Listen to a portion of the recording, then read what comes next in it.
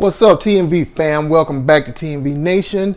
It's your boy Vaughn, and I'm back on the scene, back on the set, back in the kitchen for a cooking video for y'all. Y'all saw that thumbnail, you saw that title. Today, I am making Jailhouse Rice. Never heard of Jailhouse Rice, but it looks kind of like it looks like jambalaya. It looks like dirty rice. It probably looks more like dirty rice than it does jambalaya. But it's an interesting recipe, so I wanted to jump on it and make this for y'all, make this with y'all. So join me right here in the kitchen.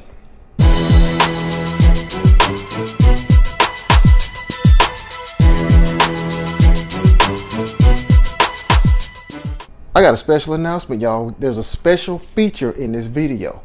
This is our very first sponsored video. Yes. Oh, thank you. Thank you to all the little people. Thank you to all the little people who helped us get to this point. Thank you.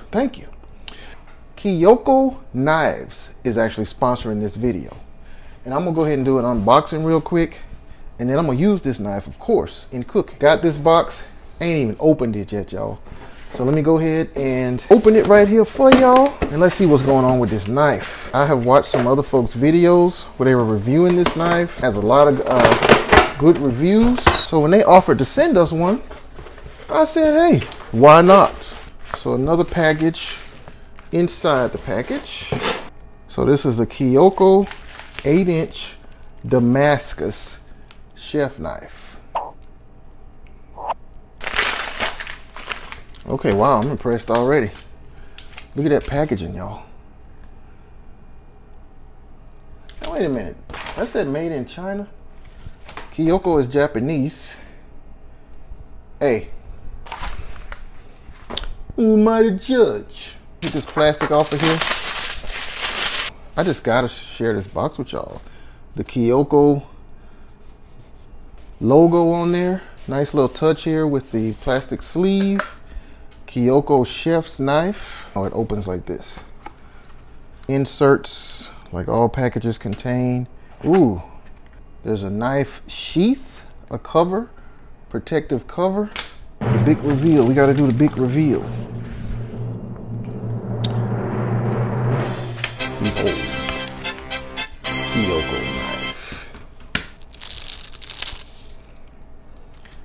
Now, Kyoko knives, y'all, have a silver ion coating. This is to protect against contamination, keeping your food safe, keeping your fingers safe. Any kind of microbes or contamination that may have gotten on the knife will not stick to the knife and get into your food. Silver ion coating, y'all. Kyoko knife. That's a nice looking knife. That's a nice looking knife. I like that design there across the top. Yeah. So let's get to cooking, y'all. So let me wash it up real quick, and then we're gonna get on with the cooking. So I got my cast iron skillet. Y'all know that's my favorite skillet to cook in. So we're gonna brown some meat first. We got about a pound of ground turkey. Went ahead and started the process of browning, preheating that oven, 350. The first step is browning our meats. So like I said, pound of ground turkey. Use ground meat, ground beef if you want. Pound of Italian sausage. Now y'all, because we use ground turkey instead of ground beef, and you know the queen don't eat no pork, because I would have mixed some of that, what I would call real Italian sausage, the kind that come in the links and stuff, and you have to peel the stuff off the outside and then, you know, mash it up with your other ground meat. But that's pork. She ain't gonna eat no pork, so we got this Italian seasoned ground turkey. But I'll be back with y'all once this skillet heats up, and then we can brown our meat. So what I'm gonna do actually is take that off the heat, and we're gonna go ahead and get this started. A little oil in there, because y'all know ground turkey ain't got that much fat in it.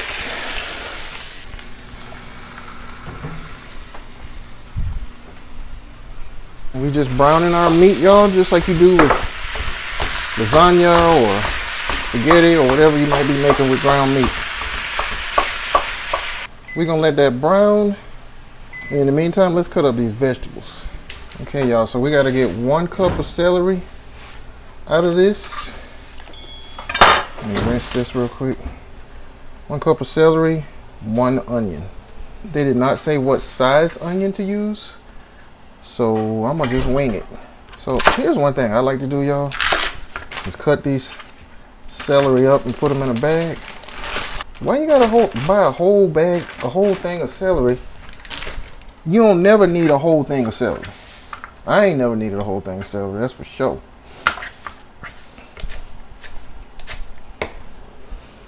So let me chop these up. This is a nice knife. Oh, and I forgot to mention, this knife is hefty. So the most recent knife I bought before that was this Cutco knife. Sorry, Kyoko. This video is about you, but I'm just doing a comparison.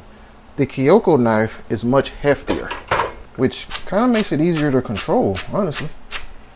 I chopped leaves and all, y'all. Leaves and all. So you're supposed to chop this. I'm gonna kind of dice it because Caden don't really eat chunks of food like that in his, chunks of vegetables like that in his food. Y'all know how kids are. If it's even slightly off, they just ain't gonna eat the whole thing. Ain't that some shit, y'all? So the meat still needs a little more brown. It ain't completely browned. Since we eat beef from well done all the way to rare, is it really necessary to completely brown ground beef? If I was using beef, would it really hurt me if I left it a little red, especially if it's gonna cook some more in the oven and stuff? I'm actually gonna take this off the heat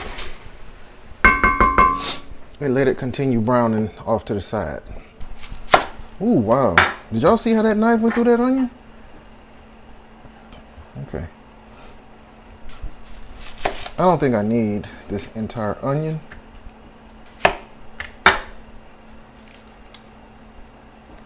I've been seeing a lot of videos lately, y'all. Not videos, articles promoting saving your onion peels.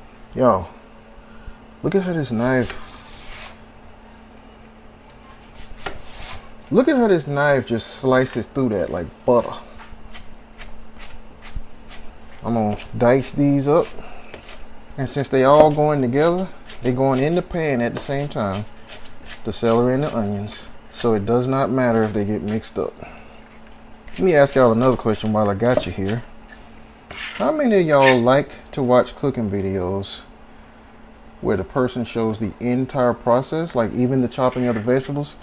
They showing every stroke, pause, every slice, the entire chopping, dicing, vegetable preparation process, the entire seasoning. They don't just show you the seasoning and then show you the next seasoning and all that kind of stuff. They showing every step of the way. Which do you prefer? The jump cuts, just show me what you're doing and move on to the next thing. Show me what I gotta put in there and move on to the next thing, ingredient. Or let's do the what you call it, real time. Show the real time, show the whole thing. You know, considering how much meat we have, pause, this should be enough onion. So we're gonna move this meat off to the side. I'm just gonna put it in a bowl here. And I actually want to try to preserve as much of that grease as I can, because we're supposed to go into the same skillet with them vegetables. And y'all know how we like to get them vegetables into that meat grease. That sizzle pizzle, y'all, that sizzle pizzle.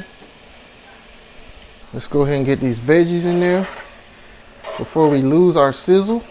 That's the sound of evaporating flavor. And we do not want to lose no flavor, do we? So we're going to saute these vegetables. Then we'll be moving on to the next step, y'all. Let them saute till they soften up.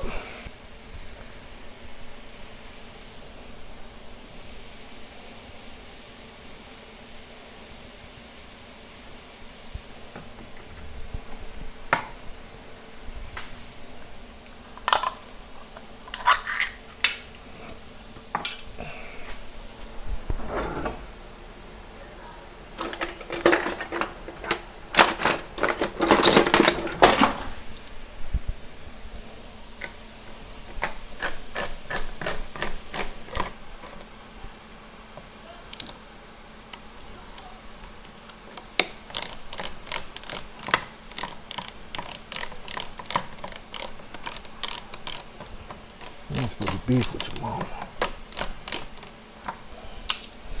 That's a no-no. Do not beef with your mama.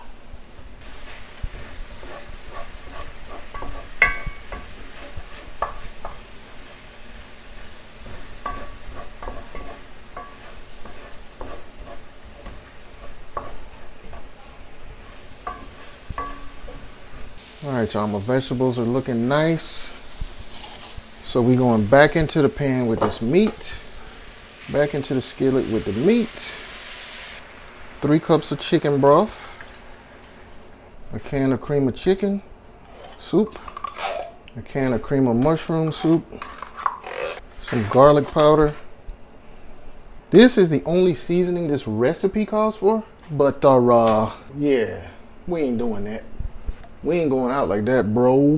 We're gonna go in with some Tony Sachet. And this is my first time, at least, using this more spice version. Once again, y'all, HEB was kind of disappointing. They didn't even have regular Tony Sachet. So let's mix that in, then we're gonna add our rice. We just mixing it right now. And then it's going into a baking dish and into the oven. You want them seasonings to be distributed throughout. I'm gonna mix this some more once I get it into the baking pan, y'all. So we go in with 2 cups of rice, y'all. And I'm using our favorite rice, which is jasmine rice. I think I need to mix this in the baking pan, y'all. So we actually going into the aluminum pan. Like I said, I hope this is big enough. Yeah, it's big enough. Get all that goodness off the bottom. It's not burned, it's just sticking a little bit. And mix it a little more. Get that rice evenly distributed. Get those soups evenly distributed. I could have made this in a Dutch oven and gone straight from stove to skillet. Stove to what do you call it? Stove to oven. Put some pepper in here. You know what? The hell with that. It's a Jailhouse Rice. They ain't got no pepper grinders up in there.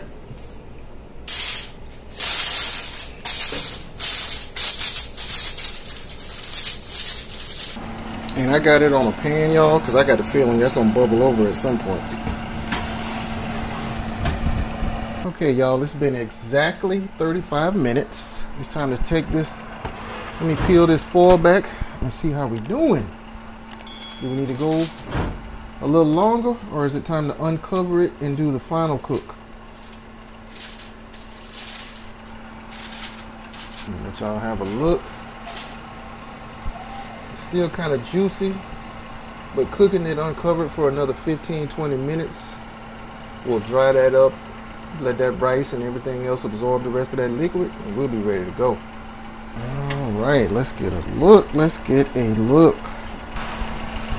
So it's been about 15 minutes. That's looking nice, y'all. Let me stick a spoon down in it to see just how dry it is, and of course I gotta taste it. And I don't want it to be too dry.